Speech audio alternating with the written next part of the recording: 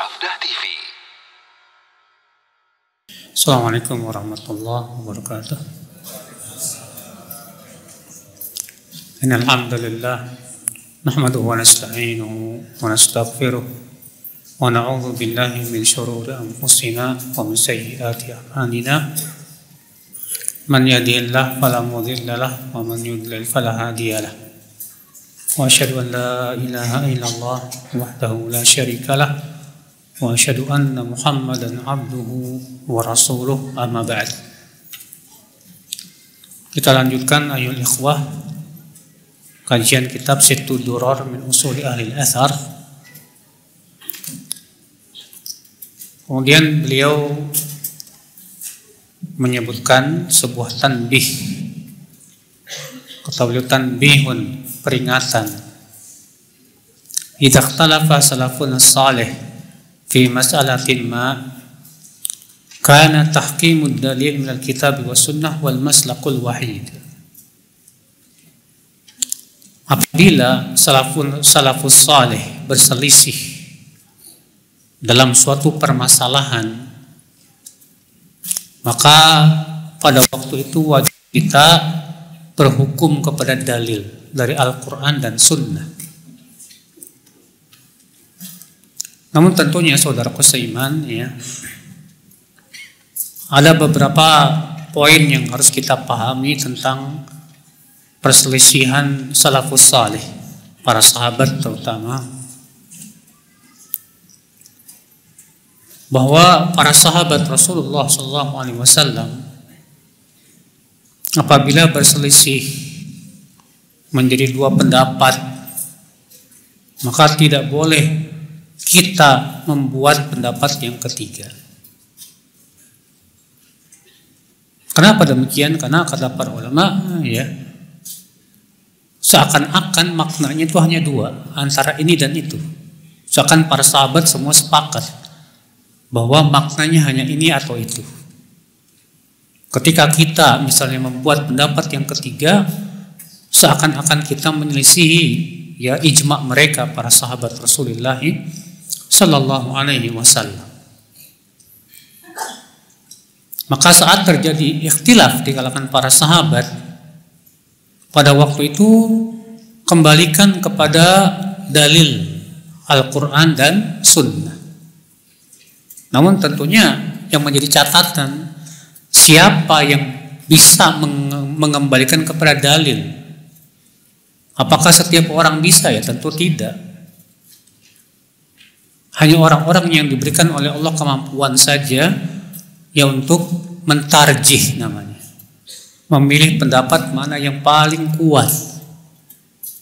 Karena untuk memilih pendapat yang paling kuat itu membutuhkan keilmuan yang dalam, memahami tentang dalil-dalilnya, bagaimana tata cara berdalilnya, kaidah-kaidahnya, bahasa Arabnya, dan yang lainnya. Adapun orang awam, maka orang awam kewajiban mereka adalah fas'alu ahla dzikri in kuntum la ta'lam. Tanya ahlinya jika kamu tidak tahu. Nah, ini akal Islam, saudaraku seiman. Maka perselisihan siapapun wajib dikembalikan kepada Al-Quran dan Sunnah. Allah berfirman dalam surat An-Nisa ayat 59, fa in tanaza'tum fi syai'in farudduhu ila Allahi war Rasul in kuntum tu'minuna billahi wal yawmil akhir dzalika khairu wa ahsanu ta'wila.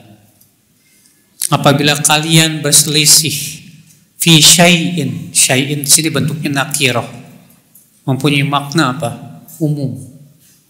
Artinya dalam segala perkara, jika kalian perselisihkan, maka kembalikan kepada Allah dan Rasul. Tidak ada ayat yang mengatakan kembalikan kepada pendapat masing-masing, pendapat kembalikan kepada madhab masing-masing. Tidak ada. Semua ayat mengatakan kembalikan kepada Allah dan Rasulnya. Ikhwatul Islam, saudaraku seiman, rahimani wa rahimakumullah jami'an. Kemudian Allah mengatakan, in kuntum tu'minuna billahi wal yaumil akhir. Jika kalian beriman kepada Allah dan kehidupan akhirat. Artinya ini konsekuensi iman. Orang yang beriman kepada Allah dan kehidupan akhirat, saat berselisih kembalikan kepada Allah dan Rasul-Nya. Cuma masalahnya banyak di antara kaum muslimin yang tidak mau kembali kepada Allah dan Rasul-Nya, Pak. Yang jadi masalah lebih senang kembali kepada adat istiadat, kembali kepada nenek moyang dan yang lainnya, naudzubillah. Tentunya itu semua termasuk kekufuran. Ya.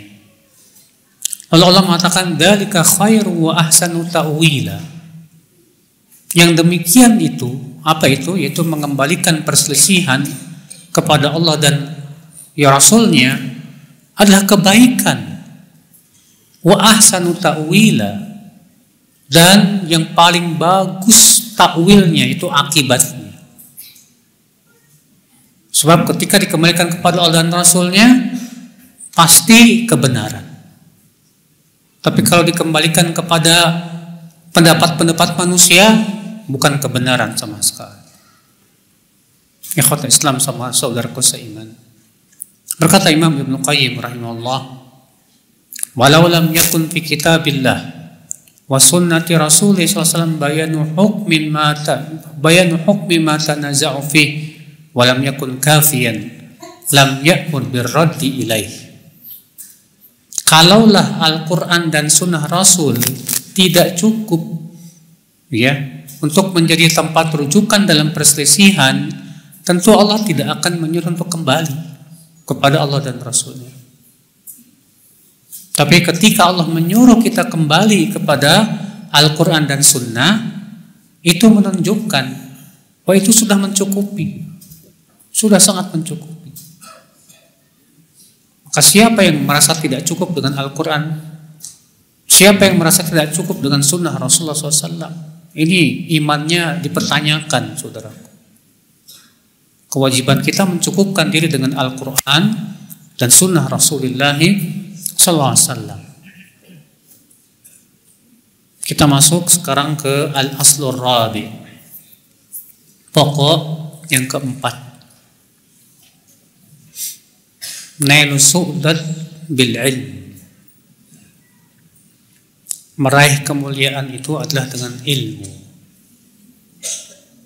Meraih kemuliaan itu dengan ilmu. Subhanallah. Kata beliau, hadzal faslu min anfasi ma fi hadzal usul sittah. Fasal ini, itu fasal yang keempat ini, adalah pokok yang paling penting, kata beliau. Li'anna al-gharb min huwa tibyanu aslil amal alladhi yanbaghi an tukarras lahul juhud. Kenapa? Kata beliau, karena tujuannya adalah menjelaskan landasan amal. Sekarang kalau kita beramal tanpa landasan, nggak diterima sama Allah. Amal apapun kalau kita lakukan tanpa ada landasannya, tanpa ada dalilnya, percuma.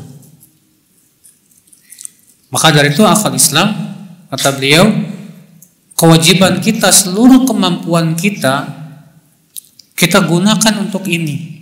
Itu mempelajari ilmu ini yang merupakan pondasi amal. Fa inna qauman ra'au nasyata rahib alladhi tajtahidu fihi quwal kufr wad dhalal. Fadhannu anna siyadatahum tarji'u ilaihim bimujarradi muqabalati nasyatihim binasyatin aqwa minhu. Karena kata beliau, ada suatu kaum yang melihat bagaimana semangat yang luar biasa yang dilakukan orang-orang kafir yang menyesatkan, sehingga mereka menganggap, kata beliau, anna siyadatum tarji'u ilaihim bimujarradi muqabalati nasyatihim, bahwa kepemimpinan itu akan kembali kepada mereka. Ikhwatul Islam, saudaraku seiman. Padahal kata beliau, wal haqiqah annahum mahma ahkamu tanzim wa ahsanu tadbir wa kathafun nasyat wa hafidh wa hafadhu min makaidil adu falan yuktab lahum su'dud wa la rif'a hatta yu'assis wa amalum alal ilm wa ya'rifu lahu wa li'ani qadarah. Kata beliau, sehebat apapun kita membuat sebuah pergerakan, pengaturan, bahkan berbagai macam rencana kita jalankan, tetap tidak akan berhasil, tidak akan diberikan ketinggian dan kemuliaan sampai amal mereka berdasarkan atas ilmu. Dan mereka tahu siapa ahli ilmu yang harus betul-betul kita anggap dia ahli ilmu. Masalahnya, saudaraku seiman, di zaman sekarang ini ya, banyak orang yang Masya Allah semangat dalam berdakwah. Tapi perhatian terhadap ilmu kurang sekali. Bahkan juga tidak kenal siapa ulama yang harus diulamakan. Yang berakibat fatal, akhirnya mengulamakan orang-orang yang tidak berhak diulamakan. Kalau sudah diulamakan orang yang bukan ulama, dimintai fatwa, ya pasti tersesat. Akal Islam, saudaraku seiman. Makanya, ya kita dalam perjuangan Islam ini, membela Islam, harus betul-betul kita dasarkan dengan ilmu dulu ya. Ilmu dulu. Antum yang mau dakwah di media sosial, ilmu dulu. Antum yang mau dakwah di tempat kerjaan, ilmu dulu. Kemudian yang kedua, harus paham rujukan kita siapa. Siapa ulama yang bisa kita jadikan rujukan. Jangan sampai salah menjadikan rujukan dan ternyata bukan ulama atau yang dianggap ulama. Karena itu musibahnya lebih besar sebagaimana disebutkan dalam hadis, innallaha la yaqbidul ilma intiza'an yantazi'u min suduri rijal walakin yaqbidul ilma biqabdil ulama hatta idza lam yubqi aliman ittakhadha an-nasu ru'usan juhalan fasu'ilu fa'aftau bighairi ilmin fadallu wa adallu. Sesungguhnya Allah tidak mencabut ilmu dengan sekali cabut dari dadanya manusia, tidak. Tapi Allah cabut ilmu dengan diwafatkannya para ulama. Sehingga apabila Allah tidak menyisakan lagi ulama, orang-orang akan mengambil pemimpin-pemimpin agama yang jahil, kata Rasulullah SAW. Lalu mereka ditanya, mereka menjawab dengan tanpa ilmu, mereka sesat dan menyesatkan. Na'udzubillah. Nah ini akibat daripada apa, saudaraku seiman? Akibat daripada mengangkat orang yang bukan ahli ilmu sebagai ahli ilmu. Iya. Oleh karena itulah saudaraku seiman, di sini penting sekali dalam mencapai dalam perjuangan kita membela Islam, harus yang pertama jelas di atas ilmu. Yang kedua, siapa ahli ilmu yang kita jadikan rujukan. Iya. Dengan cara seperti ini insya Allah dakwah akan terbimbing terus biidznillah. Allah Ta'ala berfirman dalam surat Al-Mujadilah 11, yarfa'illahu alladhina amanu minkum walladhina utul ilma darajat. Allah mengangkat derajat orang-orang yang beriman di antara kalian dan orang-orang yang berilmu beberapa derajat. Ibnu Abbas mengatakan artinya orang yang berilmu lebih tinggi derajatnya daripada orang yang beriman tapi tidak berilmu. Allah juga berfirman dalam surat Al-An'am ayat 83, narfa'u darajatin man nasya', dan kami angkat derajat orang yang kami kehendaki. Kata Imam Malik, artinya dengan ilmu. Dengan ilmu kami angkat derajatnya. Ya kata Islam, saudaraku seiman. Kata beliau, wa hadza akhadahu Malik min syaikhihi Zaid bin Aslam. yang diucapkan oleh Imam Malik tadi itu beliau ambil dari gurunya yang bernama Zaid bin Aslam, di mana beliau berkata, sami'tu Zaid bin Aslam yaqulu fi hadhil ayah. Aku mendengar Zaid bin Aslam berkata tentang ayat tadi. Narfa'u darajatin man nasya'. Kami mengangkat derajat siapa yang orang-orang yang kami kehendaki, artinya dengan ilmu. Yarfa'ullahu bihi man yasha'u fid dunya. Dengan ilmu Allah angkat siapa derajat orang yang Allah kehendaki. Masya Allah. Ikhwat Islam, saudaraku seiman.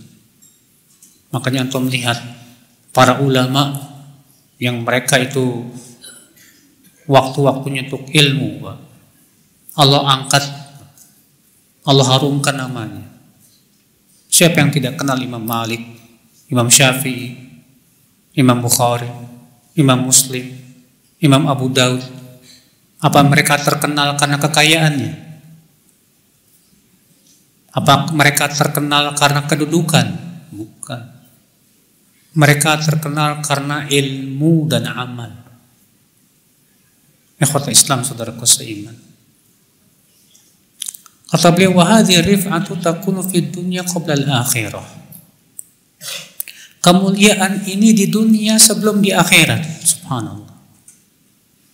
Sebagaimana Allah Subhanahu wa taala berfirman ya tentang orang yang Allah pilih itu namanya Talut. Allah berfirman dalam surat Al-Baqarah ayat 247. Wa qala lahum nabiyuhum inna Allaha qad ba'atha lakum Taluta malika. Qalu anna yakun lahul mulku alaina wa nahnu ahaqqu bil mulki minhu wa lam yu'ta sa'atan minal mal. Qala inna Allah astafahu alaikum wa zadahu basatan fil ilmi wal jism. Wallahu yu'ti mulkahu man yasha' wallahu wasi'un alim. Berkatalah Nabi mereka kepada Banu Israel, ini di zaman Banu Israel ya. Sesungguhnya Allah telah mengutus kepada kalian seorang raja yang bernama Talut. Apa kata Bani Israel? Bagaimana dia akan menjadi raja kami? Sementara kami lebih berhak daripada dia. Karena dia tidak diberikan harta yang banyak. Jadi orang Bani Israel itu menganggap yang berhak jadi raja itu yang paling banyak duitnya, yang paling banyak hartanya. Dia yang paling berhak untuk menjadi apa? Raja. Kayak di zaman sekarang persis. Zaman sekarang yang bisa jadi apa? Pejabat yang punya fulus. Nggak punya fulus nggak bisa. Nah, orang-orang Bani Israel begitu. Allah ceritakan. Jadi ini memang sudah budayanya mereka. Ketika Allah mengatakan bahwa Allah telah mengutus kepada kalian Talut sebagai raja, kata mereka apa? Bagaimana dia akan jadi raja? Dia nggak punya fulus, nggak punya duit. Tapi apa kata Allah? Qala inna Allah astafahu alaikum wa zadahu bastatan fil ilmi wal jism. Sesungguhnya Allah telah memilih dia atas kalian, di mana Allah lebihkan si Talut dengan ilmu dan jism, badan yang kuat. Ternyata kepemimpinan bukan dengan fulus, mas. Kepemimpinan itu yang dibutuhkan adalah ilmu. Kepemimpinan yang dibutuhkan itu kekuatan, amanah, ketegasan. Allah yu'ti mulkahu man yasha'. Dan Allah memberikan kerajaannya kepada siapa yang Allah kehendaki. Wallahu wasi'un alim. Dan Allah maha luas lagi maha mengetahui.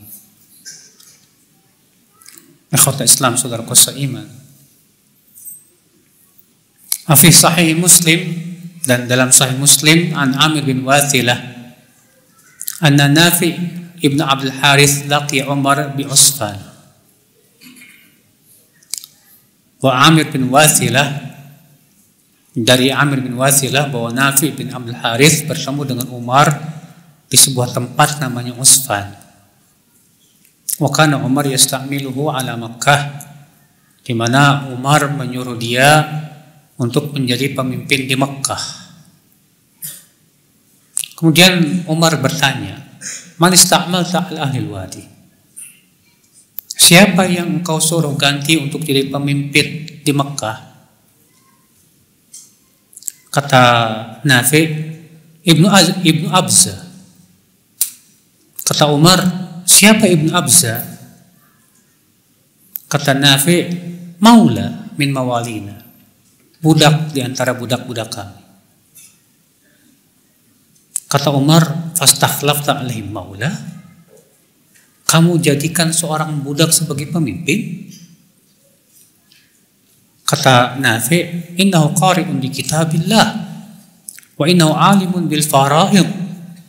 Tapi hai Umar, dia hafal Al-Quran, dia berilmu tentang ilmu fara'id. Mendengar itu Umar berkata, ama inna nabiyakum qal, sesungguhnya Nabi SAW bersabda, inna Allah yarfa'u bihadal kitabi aqwaman wa yada'u bihi akharin. Sesungguhnya Allah mengangkat dengan Al-Quran ini suatu kaum, dan Allah merendahkan kaum yang lainnya dengan Al-Quran. Kita berharap mudah-mudahan kita termasuk yang diangkat oleh Allah dengan Al-Quran. Ya. Jangan sampai kita yang termasuk yang direndahkan oleh Allah dengan Al-Quran. Na'udzubillah. Nasallallahu salamata wal afiyah. Lihat akal Islam, ya. Ternyata seorang budak dengan ilmu itu jadi mulia, Pak. Dulu ada seorang ulama namanya Muhammad bin Al-Awqas. Bentuk tubuhnya itu jelek sekali. Waktu kecilnya itu dia jadi bahan tertawaan teman-temannya. Karena badannya bungkuk, itu pepunduk, jelek, pendek. Melihat itu ibunya berkata kepada anaknya, Muhammad bin Al-Awqas itu, hai anakku, di mana saja kamu berada pasti kamu akan diejek sama teman-teman kamu. Kalau kamu mau mulia nak, menuntut ilmu. Maka Muhammad bin Al-Awqas menuntut ilmu sampai jadi ulama. Sampai disebutkan beliau menjadi ulama yang sangat disegani di zaman. Makanya saudaraku, ilmu itu tidak melihat bentuk tubuh, ya akhi. Ya, kalaupun orangnya jelek tapi ilmunya luar biasa, ketakwaannya luar biasa, Allah angkat seangkat-angkatnya, subhanallah. Kita lanjutkan, kata beliau, walidzalika akhbarallahu azza wa jalla anna rafa'a rabbaniyyin min bani Israil hatta ja'alahum hukaman 'alaihim yunafidhuna fihim amrallah. Oleh karena itulah Allah Subhanahu wa taala mengabarkan bahwa Allah mengangkat kaum rabbaniyin dari kalangan Bani Israel sampai Allah jadikan mereka hakim-hakim atas mereka yang melaksanakan perintah Allah. Allah berfirman dalam surat Al-Maidah ayat 44. Inna anzalna at-taurata fiha hudan wa nur. Sesungguhnya kami telah menurunkan Taurat, di dalamnya hidayah dan cahaya. Yahkumu bihan nabiyyun, yang berhakim dengannya adalah para nabi. Alladzina aslamu, yaitu orang-orang yang masuk Islam, yang Islam. Untuk siapa?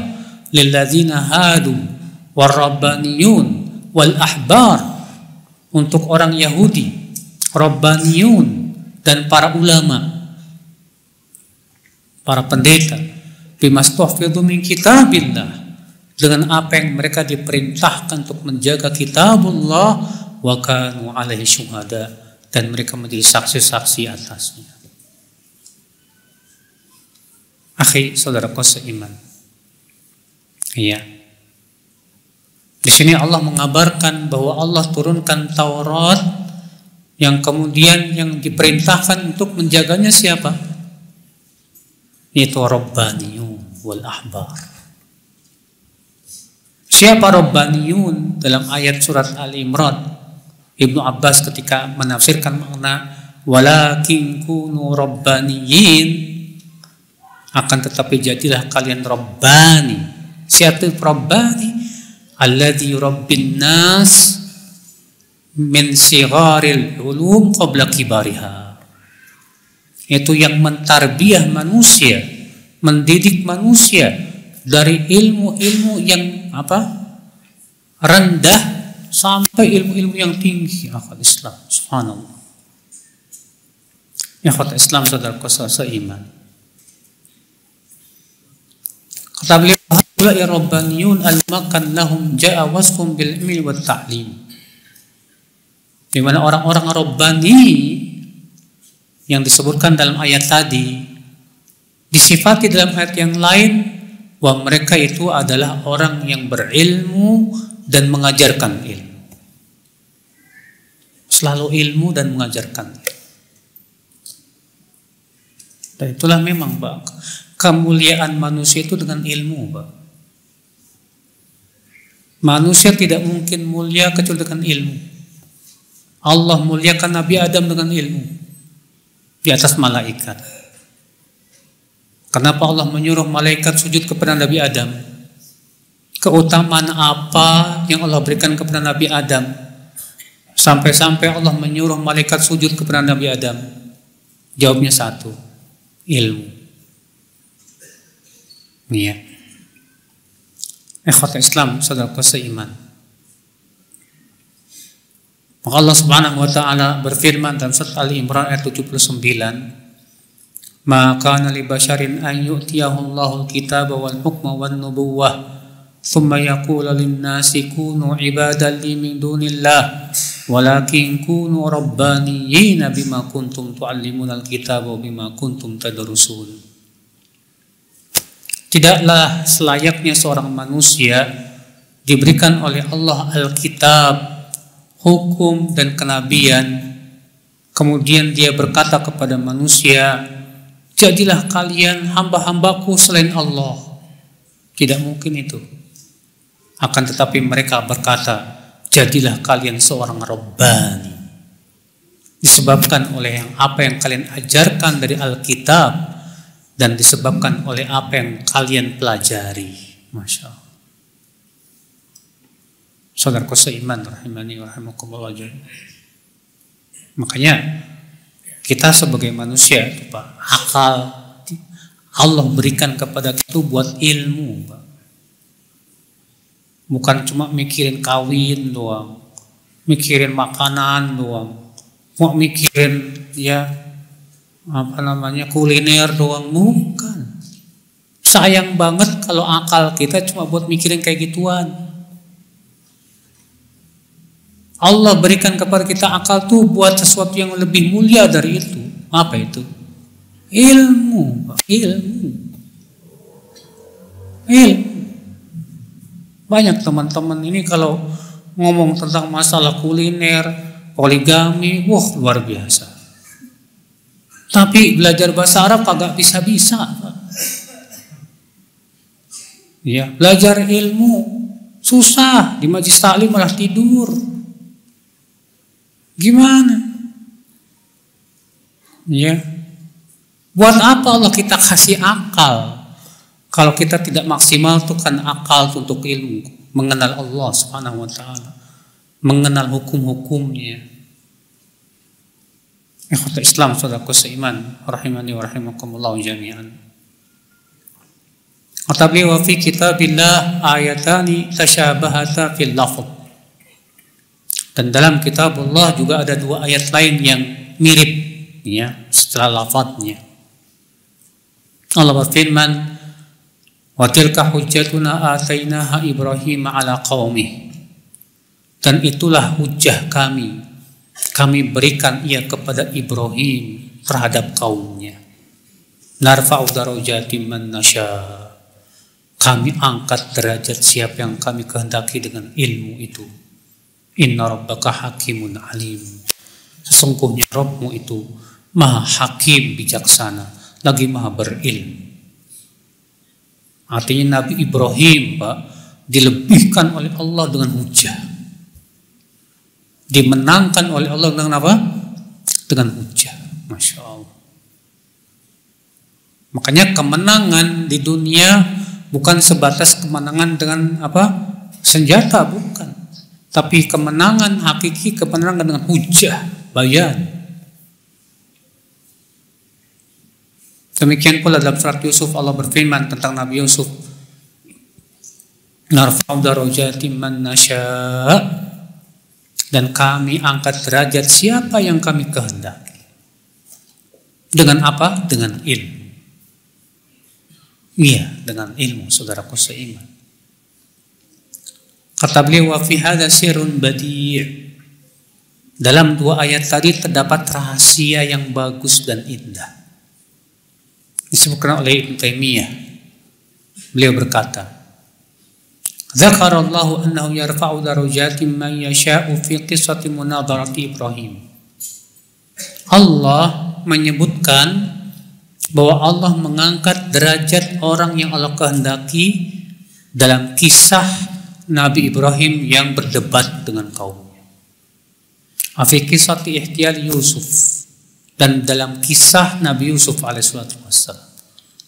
Pada dua kisah ini, dua-duanya Allah mengatakan kami angkat derajat siapa yang kami kehendaki. Walihada qala salaf. Oleh karena itu salaf berkata, maksud ayat ini yaitu kami angkat derajat dengan ilmu. Karena memang redaksi ayat menunjukkan kepada hal itu. Iya. Dalam surat tadi tentang Nabi Ibrahim sedang berdebat dengan kaumnya. Sedangkan Nabi Yusuf tentang siasah, politik. Dan itu dua-duanya butuh ilmu, saudaraku. Semua butuh ilmu. Ikhwata Islam, saudaraku seiman. Dalam masalah dunia saja kita butuh ilmu kok. Antum mau bisnis butuh ilmu nggak? Pasti butuh ilmu. Bahkan antum mau bikin kue aja harus pakai ilmu. Apalagi masalah agama, masalah din. Ikhwata Islam, saudaraku seiman. Nah ini saudaraku seiman, rahimani wa rahimakumullah jami'an. Jadi kata beliau, ya dua ayat ini menunjukkan bahwa Allah mengangkat derajat siapa yang Allah kehendaki dengan ilmu. Ya. Kemudian kata beliau, walihada kana al-muqassiruna an ilmi al-hujjah wad dalalat wa ilmi al-siyasah wal amarat maqhurina ma'a hadain sinfain taratan bil ihtiyaji ilaihim idza hajama aduun yufsidu ad-din bil jadal aw ad-dunya bil dhulm. Oleh karena itulah kata beliau, orang-orang yang punya kekurangan tentang ilmu dan hujah, ya, demikian pula dalam ilmu siasat, perpolitikan dan kepemimpinan, mereka pasti sangat membutuhkan kepada apa? Orang-orang yang punya ilmu tentang hal itu. Dalam masalah agama kita butuh ulama, Pak, untuk membantah kesesatan. Bayangkan kalau nggak ada ulama, kesesatan merajalela, syubhat di mana-mana. Tapi dengan adanya ulama yang kuat keilmuannya, alhamdulillah, ya, berbagai macam syubhat bisa dipatahkan, alhamdulillah. Demikian pula dalam kepemimpinan dan siasat, butuh orang-orang yang paham tentang apa? Ya, siasat, politik yang betul-betul bijak. Jika tidak, rusak dunia. Islam, saudaraku seiman. Makanya dalam Islam tuh Pak, dua kelompok ini harus berbarengan. Yang pertama ulama, yang kedua umaro. Ulama dan umaro ini kata para ulama seperti dua sayap burung. Kalau selaras dia akan terbang. Tapi kalau nggak nyambung, nggak bisa terbang, saudaraku seiman. Rahimani wa rahimakumullah jami'an. Maka dari itu masalah apapun, dunia, apalagi agama, kata beliau semua harus berdasarkan kepada ilmu. Semua dengan ilmu. Akhal Islam, saudaraku seiman. Ibnu Taimiyah juga berkata, wa dzalika anna Allah yaqulu fi kitabih, laqad arsalna rusulana bil bayyinat wa anzalna ma'ahumul kitaba wal mizana liyaquma an-nasu bil qist wa anzalna al-hadida fihi ba'sun syadidun wa manafi'u lin-nas wa liya'lam Allahu man yansuruhu wa rusulahu bil ghaib. Sungguh kami telah mengutus para rasul kami dengan membawa keterangan, dan kami turunkan bersama mereka Alkitab dan timbangan agar manusia berdiri dengan penuh keadilan. Lihat, Allah mengatakan bahwa para rasul membawa apa, Pak? Keterangan. Dan Allah turunkan bersama para rasul apa? Alkitab dan timbangan. Timbangan untuk apa? Untuk menimbang berbagai macam pendapat, supaya manusia tegak berdiri di atas keadilan. Wa anzalnal hadida fihi ba'sun syadid, dan kami turunkan besi di mana dia terdapat kekuatan yang sangat dan manfaat-manfaat yang banyak kepada manusia, agar dengan besi itu Allah mengetahui siapa yang membela Allah dan Rasulnya. Ikhwata Islam, saudaraku seiman. Subhanallah. Di sini Allah menyebutkan besi setelah penyebutan ilmu. Bukan besi dulu baru ilmu, tidak. Ilmu dulu. Baru kemudian Allah menyebutkan tentang Allah menurunkan besi. Dengan besi itu dibuat dengan apa? Untuk senjata. Membuat senjata butuh ilmu tidak, Pak? Ya butuh ilmu. Ikhwata Islam, saudaraku seiman. Faqawamuddin bil kitabil hadi wa sayfin nasir. Maka tegaknya agama ini, kata beliau, dengan Al-Quran, dengan Alkitab yang memberi petunjuk, dan pedang yang terhunus. Tapi tentunya tidak boleh kita maknai, berarti Islam ini agama pedang. Bukan itu maksudnya. Kata beliau, wa kafa bi rabbika hadiyan wa nasira, dan cukuplah Rabbmu sebagai pemberi hidayah dan pemberi pertolongan. Wal kitabu wal asl, dan Alkitab Al-Quran itulah pokoknya. Oleh karena itu Allah Subhanahu wa ta'ala mengutus Rasulnya dengan membawa Al-Quran, membawa Alkitab, yang kemudian Rasulullah terus berdakwah di Mekah selama 12 tahun namanya. Baru kemudian beliau hijrah ke kota Madinah. Di Madinah lah baru kemudian Allah syariatkan jihad bis-saif was-sinan. Ikhwata Islam, saudaraku seiman rahimani wa rahimakumullah jami'an.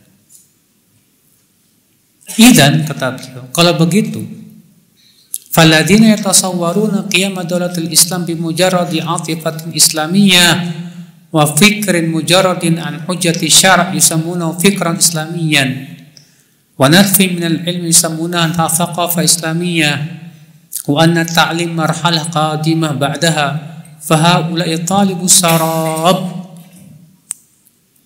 Orang, kata beliau, yang berpikir bahwa daulah Islam akan tegak hanya sebatas semangat atau pemikiran yang disebut dengan pemikiran Islami atau kebudayaan Islam, dan bahwasanya ilmu itu nanti, Kata beliau, ini sama saja sedang mencari fata morgana. Mereka sedang berkhayal mau menegakkan Islam hanya sebatas dengan semangat. Gak mungkin. Menegakkan Islam harus dengan ilmu. Ya. Makanya Rasulullah SAW 23 tahun dakwah dengan ilmu. Dakwah. Sampai Rasulullah SAW ditawarkan oleh kaum musyrikin dengan 3.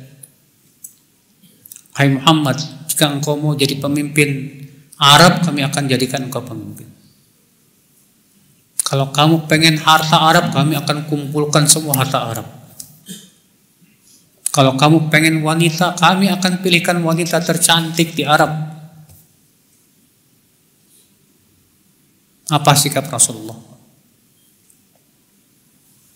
Ditolak itu semua, Pak.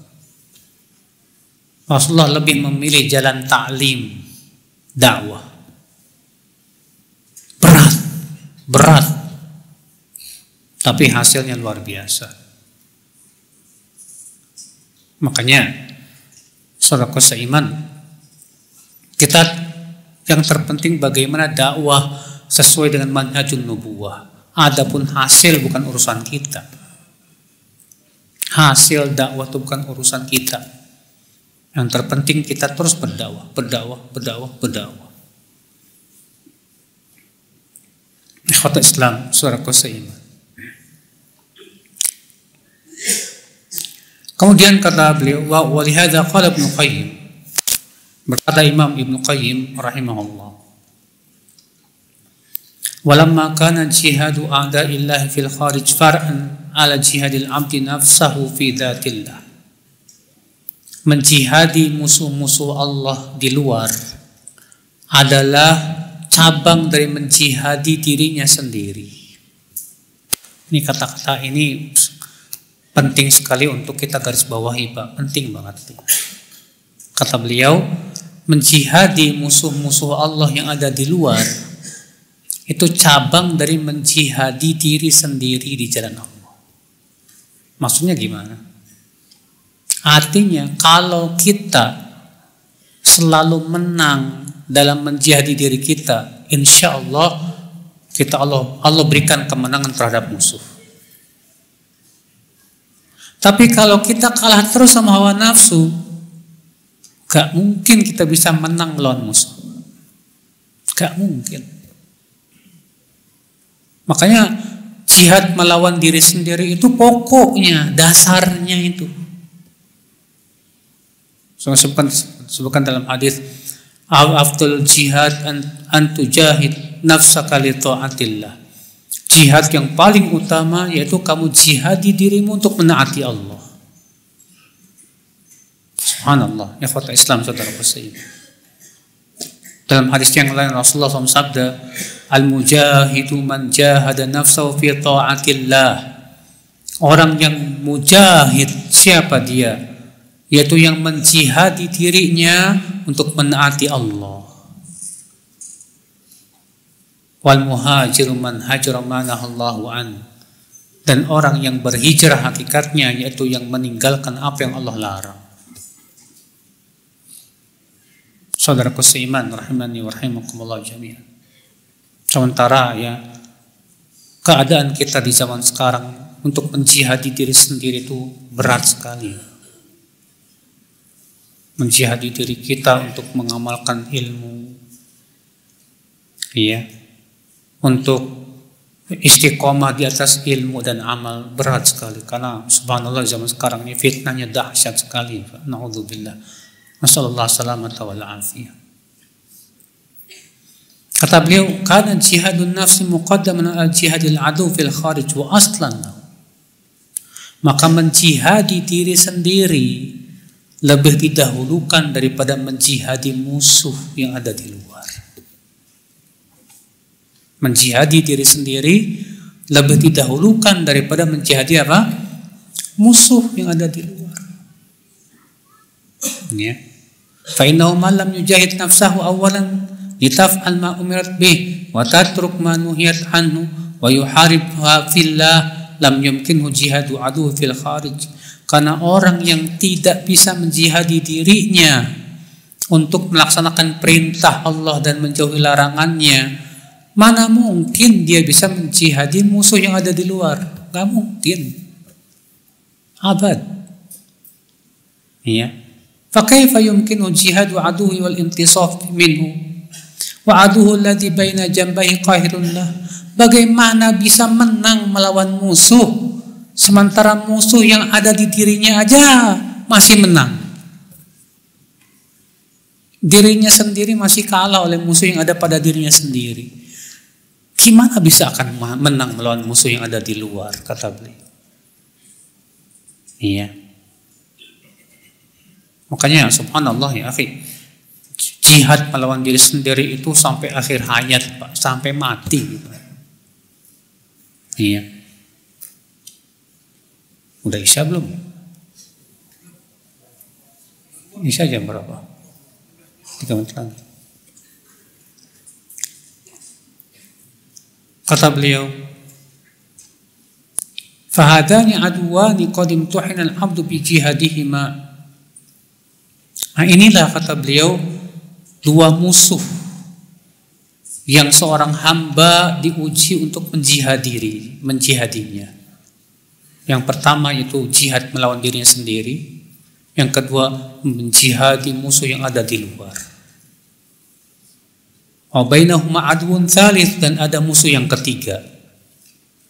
Dan tidak mungkin kita berjihad kecuali dengan menjihadi musuh yang ketiga ini. Siapa yang ketiga ini, Pak? Setan. Makanya jihad itu ada, pertama jihad melawan diri sendiri, yang kedua jihad melawan setan, yang ketiga baru jihad melawan siapa? Musuh yang ada di luar sana. Ikhwata Islam, saudaraku seiman, rahimani wa rahimakumullah jami'an. Masalahnya setan tuh gak kelihatan, Mas. Setan bisa ngelihat kita gak bisa lihat dia. Tapi Allah alhamdulillah dalam Al-Quran sudah menceritakan kepada kita bagaimana tipu daya setan yang sangat banyak itu. Iya. Cuman ya gitulah, kita ini sulit sekali untuk berjihad melawan diri sendiri, demikian pula melawan setan di zaman ini. Kecuali dengan susah payah ini terus kita minta tolong kepada Allah Subhanahu wa taala. Saya kira cukup dulu sampai di sini ya. Demikian, subhanakallah bihamdik, asyhadu an la ilaha illa anta astaghfiruka wa atubu ilaik. Assalamualaikum warahmatullahi wabarakatuh.